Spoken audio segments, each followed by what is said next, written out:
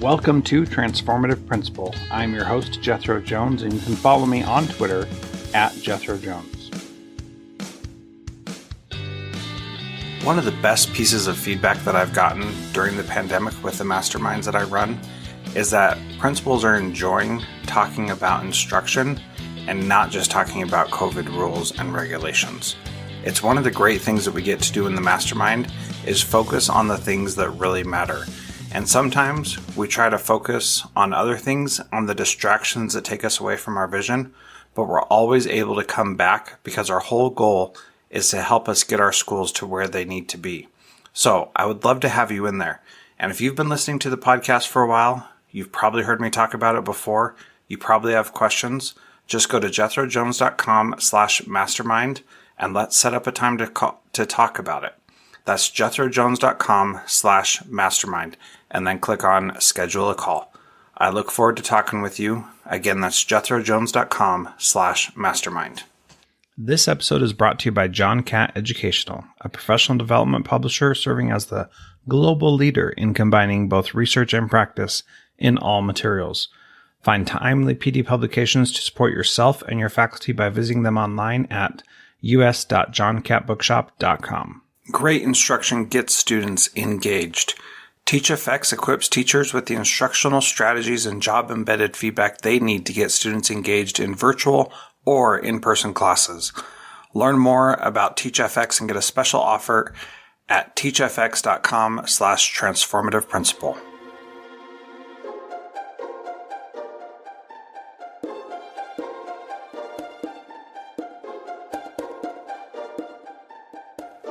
Welcome to Transformative Principal. I am excited to have Frank Forte on the program today.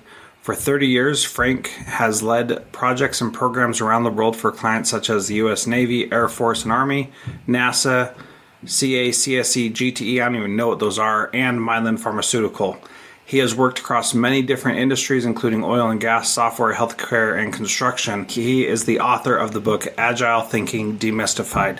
And I'm having him on the program today because we are in the middle of a crazy pandemic that has totally upended education. And I think that Frank, with his vast experience, would be someone who would help us figure some things out. So Frank, welcome to Transformative Principal. I'm excited to have you here today. It's great to be here, Jethro, and I look forward to chatting with your audience and sharing some of the principles. Yeah, well, let's start because many educators may not be familiar with this idea of agile thinking. So can you start by explaining what agile thinking is? Sure. Agile has taken the corporate world by storm over the last 20 years or so. And was codified in what we call the Agile Manifesto. But really, if you're a science teacher, you already know what Agile means. It's empiricism. It's the experiment and getting feedback and coming up with the hypothesis and then either validating that hypothesis or invalidating it. So this idea that we were taught in grade school and high school and college, if we took science, was left at the doorstep of corporate America. And so we're really trying to reintroduce this idea that we don't know what we have to do to please our customers or get the results we're looking for. We've got to run experiments. And so, the higher you go up in any organization, often you feel like you cannot run an experiment and fail at that experiment because your reputation is hanging on it. So you really don't make progress anymore. You don't, achieve these breakthrough ideas and results that we all say we seek, but we use the wrong approach to get there. Yeah, that is a really good point. And even for school leaders, so I recently wrote a book called School X, and it is about the same idea that you need to experiment and try new things to meet the needs of those that are in front of you. And why is it, Frank, that we are afraid to make those changes? Yeah, there's reputation, but there's got to be something deeper that prevents us from doing it. Why don't we experiment as much as we should? We as humans don't like to fail. Failure is a bad thing. And quite honestly, our education system tends to reward getting the right answer more than the experimentation often. So we really do need to kind of rethink how we introduce young people to this idea of failure. I got to tell you a story. I was having lunch with my granddaughter. She's 8, and this was last summer. Now she's in 4th grade. And so she said, Grandpa, what is it you do? Right. And so back then she was a second grader, or early 3rd grader. And I was trying to explain to her, I said, well, and she had just told me about an experiment she had run in her class with paper clips and paper, trying to make a bridge. And so she told me this long story about the first time, I think they were trying to roll bearings or something across the bridge. And she said, the first time it didn't even get across. And so I had to go back and I had to rethink my design. And then the second time I got one across, but the second one failed. And she said, by the end of the experiment, I had 5 of these things go across the bridge. And I said, that is exactly what I try to teach adults. Her response was, why do you have to do that? Every kid knows how to do this. That is a fantastic story, and something that I've heard kids say so many times. Why do adults need to learn that? Because we as kids already know. But it gets taught out of us, as you mentioned, because of our system. And then, we have ego come along, and that makes it harder for us to make those decisions later on in life. So in working with young kids, how do we keep this idea of being okay with experimentation and failure alive so that we don't teach it out of them? I think it has a lot to do with talking about the effort they put forward, the process they use to try to come to the right answer or to get the results they were seeking for, and keep talking to them about what did they learn in this experiment that they can take forward to the next one, right? So it's never a one and done in corporate America, right? We show up every day, we go to work, and I'm sure that's the same way for every teacher. I mean, often I've been told that you can be a teacher with 20 years of experience, or you can be a teacher with 3 years of experience repeated 17 times. So what I do in corporate America is make sure that leaders don't get stuck in that, oh yeah, I'm repeating last year's problems and quite honestly, last year's failures because of this fear of failure or ego, as you pointed out, Jethro. And ego is just, another way for us, to operate out of fear. Yeah, and that fear drives so many of our decisions, being afraid of trying something new, afraid of changing things, afraid of doing different things. And you were in the Navy working on nuclear-powered submarines during the Cold War.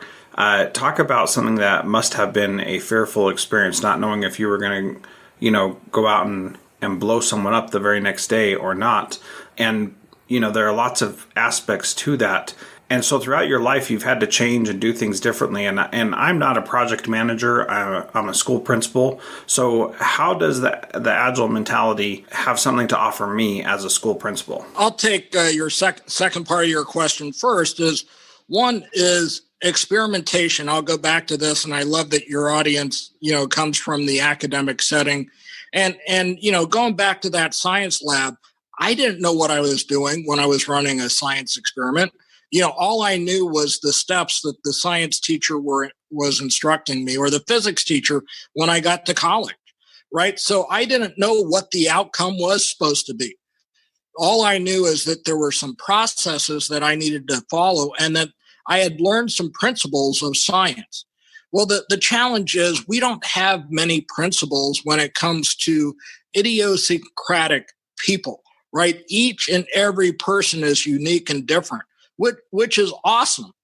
But as soon as we try to drill this down into a process like making hamburgers, that's where we fail, right? I often talk to my leaders about, is it complicated or is it complex? I'll give you an example of complicated. A car manufacturer, that is complicated. Well, but making hamburgers at McDonald's isn't, right? I would consider that pretty simple. They've got a great process. I go to McDonald's, 9 times out of 10, I get a hamburger when I order one, right? So it's not, and that's why 14-year-olds, while they're still in high school, can go get a job at McDonald's. and do just fine. We're not talking about rocket science and that building cars. It's complicated, right? It's complex. So what we do is we do inspection, and we have quality control standards. And if we get out of that realm, we know how to control for it. But when you put humans as the engine of creativity and knowledge generation, that's where complexity comes in. And you've got to, really look at those individuals. So what I do is look at leaders individually and say, what is the next experiment that I can partner with you to help you grow? So instead of looking at, oh, here's the curriculum, and I train a lot. I teach. Tomorrow I'm teaching a 2-day course. So I have my curriculum, if you will. I have my course objectives. I know what I want to get accomplished, but then I also am agile in the way I deliver that. And I feed off of that audience. All adults all know more about what they do than I do. And so I'm just trying to respond to what their questions are and using those as a teaching moment. Yeah, and that really is the best kind of teaching, when you are responding to the people that are there in front of you. And the challenge that we face in education is too often we try to make it a complicated process, if I'm understanding your meaning correctly, where we're trying to fit people into this process of how to learn, when really it's a complex process because there's people involved, and it's different, and each person is going to learn in their own way and not learn the same as the person next to them. And so one example may work perfectly fine for you, but it's not going to work perfectly fine for the guy sitting next to you. So for example, when I was a principal in Kodiak, Alaska, which is an island in the Gulf of Alaska, there was a math problem that asked the kids to do some sort of work around trains, right? There's always that train math problem, right? So the problem is that these kids on Kodiak, Alaska, if they've lived on the island their whole life, they've never even seen a train, and they can't comprehend what a train would do because the road there is only 40 miles long.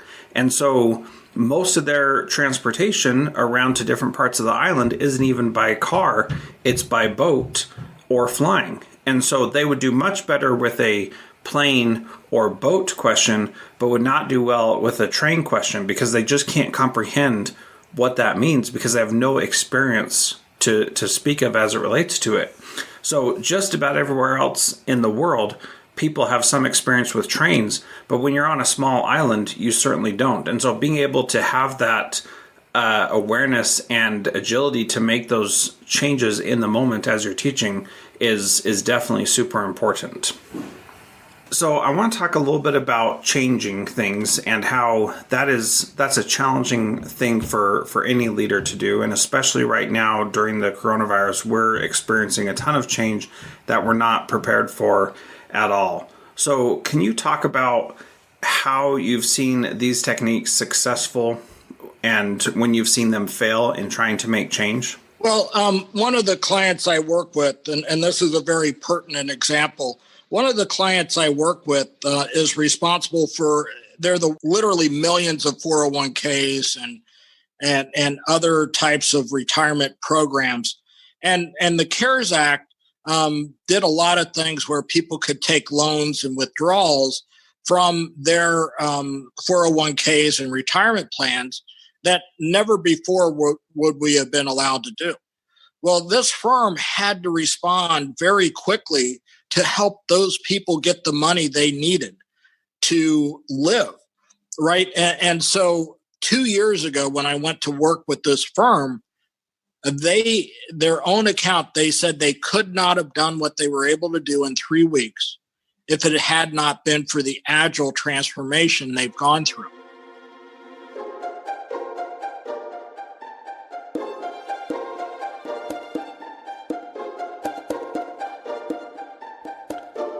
John Catt Educational supports high-quality teaching and learning by providing publications that are research-based, practical, and focused on the key topics proven essential in today's and tomorrow's schools. The latest John Catt publications include a book whose bold, transformative ideas amaze and infuriate people around the world, according to one reviewer, a title from global leaders in curriculum planning, practice, and retrieval. One book that says stop talking and start doing with regard to teacher well-being, and much more. These books, used by educators of all roles across North America and worldwide, amplify fresh, engaging voices with practical strategies to create transformative change. Learn more in our show notes at jethrojones.com/podcast. During COVID, every teacher is a new teacher. That's why innovative school leaders are turning to TeachFX, whose professional learning platform doubles student engagement online or in person. To learn more about TeachFX and get a special offer, visit teachfx.com/transformative principal.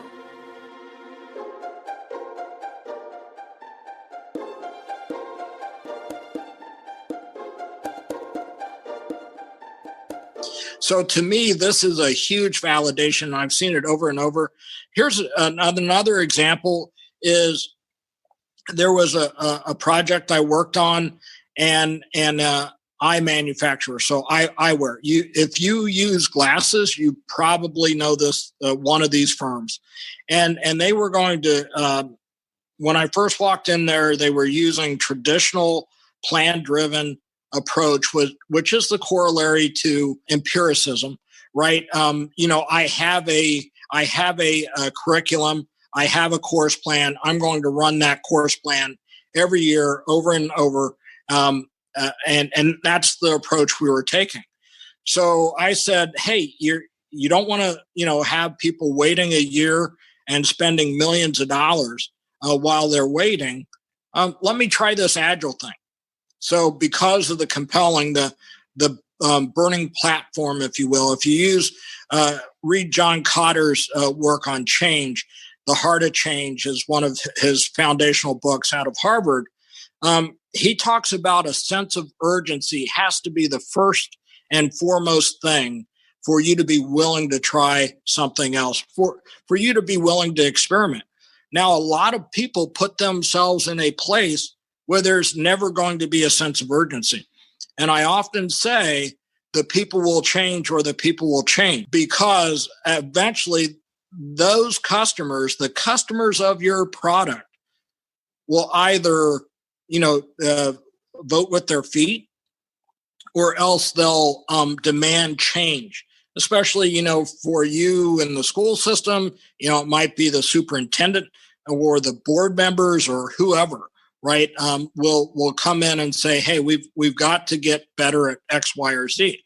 And that's what happens in organizations all the time that I work with. Yeah, the story of setting things up beforehand so that they could adapt in this moment, that was something that happened with me and the school that I was principal of in Fairbanks, Alaska, where when the school closures happened this spring, many schools struggled mightily. And the principal who took over for me, she said, because of the groundwork you laid in getting us to think differently about school, we were able to hit the ground running and had very few challenges and issues because we already knew we were trying to think differently.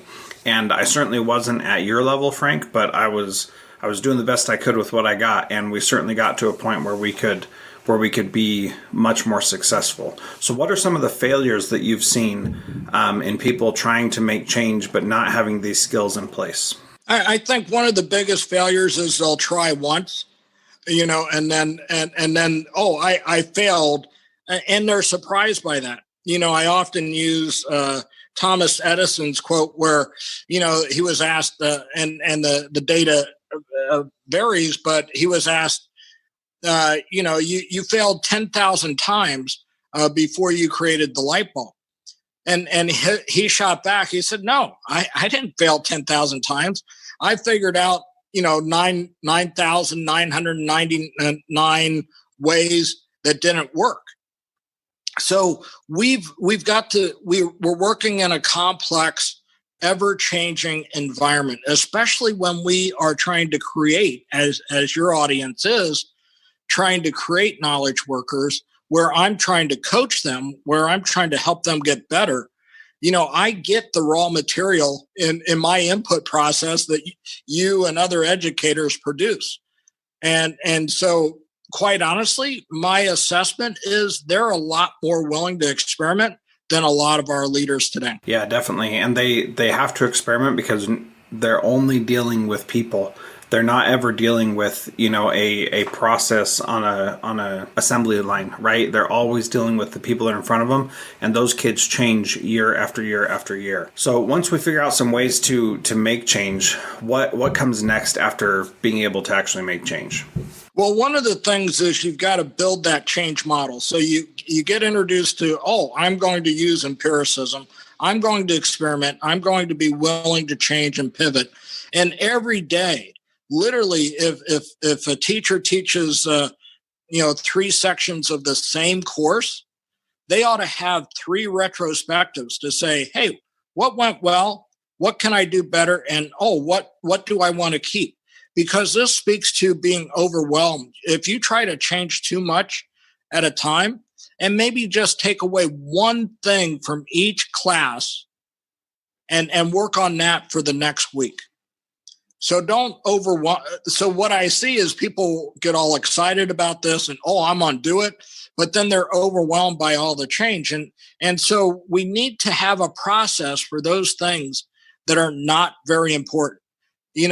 My routine in the morning is not very, it's not going to change the world, so I get up, and I go down and I get some coffee. I give my cats some treats and that's about it. I go out and I ride my bike, come back and then I get to work. I'm not changing that every week. I don't feel like that's going to really help me. I do my meditation, I do my exercise, I get my coffee. At the end of the day, I'm pretty happy with that, right? But where I'm every one-on-one interaction I have, I take feedback from that. What went well? What questions could I have asked that were more insightful, that were more penetrating? The course I'm teaching tomorrow, I've taught 4 times now. It's not the same course I started off teaching based on the feedback I got. I've taught it every month. I think June, July, August, and now we're in September. It's not the same course because I asked for feedback. I took that feedback, and I think a lot of people don't know how to deal with feedback. They get defensive, they overreact, they justify why they did it. So you've got to, one, get comfortable with feedback. And then I think is accelerating that feedback. So the universe is accelerating. And if you have physics professors in the audience and those folks, they will validate that. We know that the universe is accelerating. So change is accelerating. So we've got to accelerate our change. Once we get into that stream, we've got to kind of go with the flow of the traffic, right? On the freeway, if you have somebody stopping, right, on the on-ramp, that creates a lot of problems, right? They get rear-ended, they never get into the flow. So you can't use side street mentality on the freeway. Yeah, that's a great thought that I need to ponder for just a bit, using your side street mentality on the freeway. That's good. I like that. So let's go back to that idea of the retrospectives. How formal should a retrospective be? A teacher who's teaching and a principal who's leading a school, you're often going back to back to back to back. You don't have that time to sit down and think, how formal should a retrospective be, and what should that look like in our super busy, packed daily lives? Well, that's one of the keys, is that we've got to carve out time to change. If we're execution oriented, then efficiency takes over from effectiveness. And I tell teams all the time, get effective first, and then you can become efficient. But we go to efficiency first. You mentioned the industrial age and that industrial age thinking. That's where efficiency came from, right?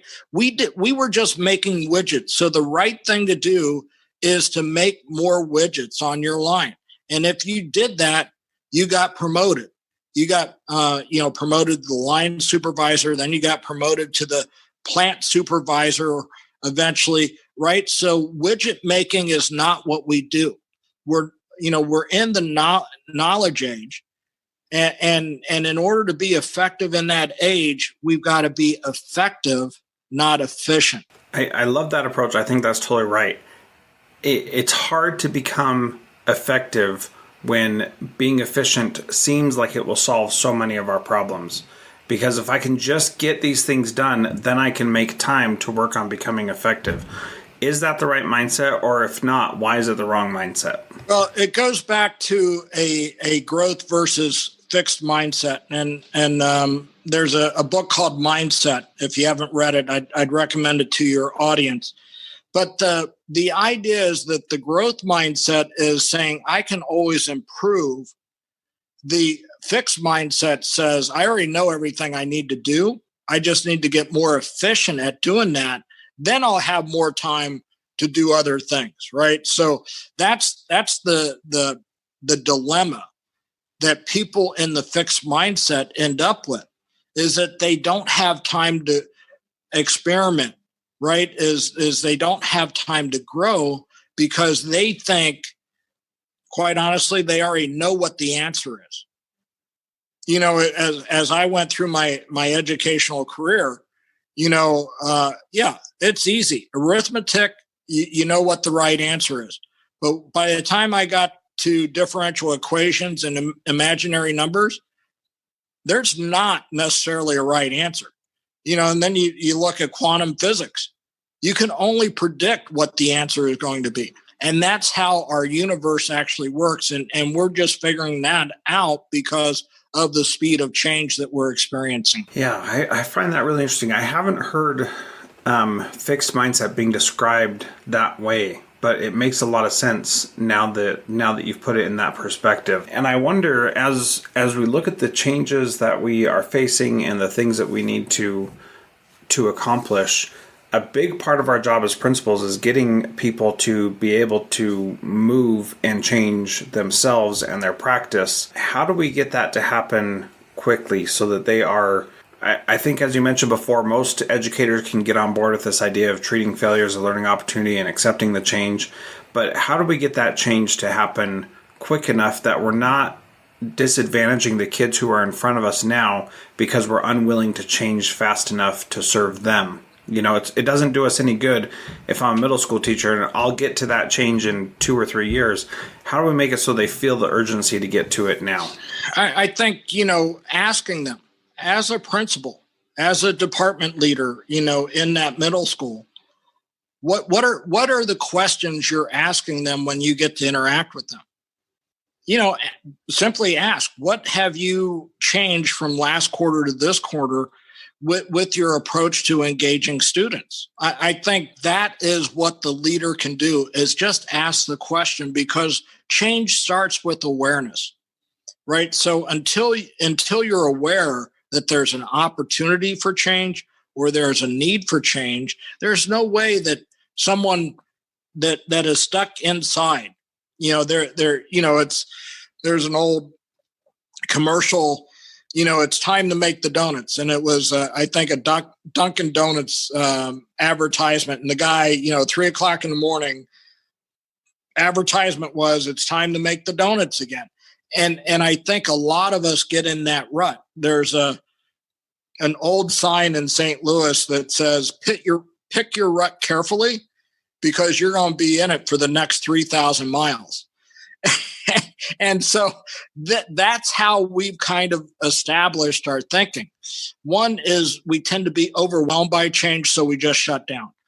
There's the fight and flight, and the other one is freeze. And I use freeze. Others use different words, but I just like the alliteration. And basically they get stuck in place, right? Because they don't know what to do. They may not have the support to do it. My brother has been a high school teacher for close to 30 years now, English teacher and high school. And he's remained a rebel, throughout, but he's gotten sideways with a lot of administrators and a lot of his peers, because his peers just want to keep doing the same thing the way they've always done it.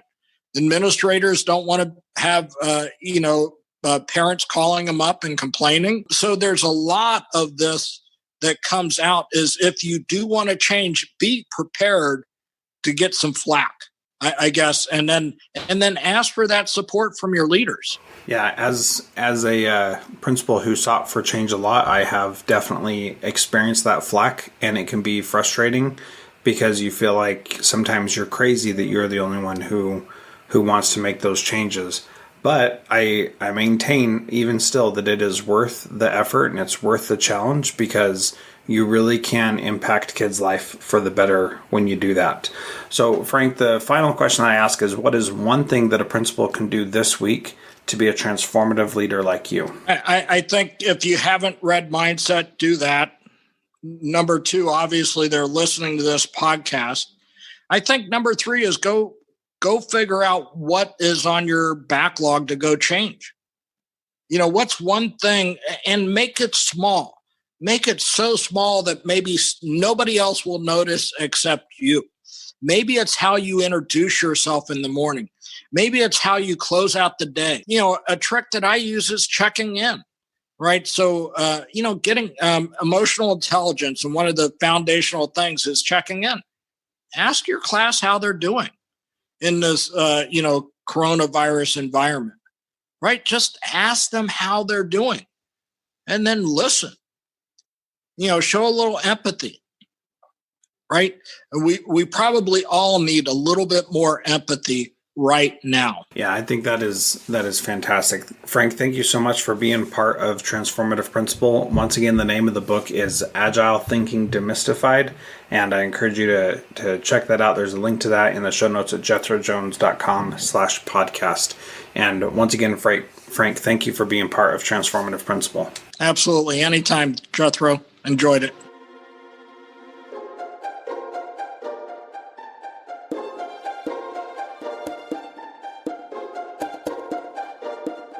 Thank you to our valued partner, John Catt Educational. If you are a leader looking to make transformative change by providing yourself and your leaders and teachers with professional development that is research-based and rigorous, yet easy to digest and full of practical strategies, check out the latest publications from John Catt. Visit us.johncattbookshop.com to find information on bulk orders or learn much more in our show notes.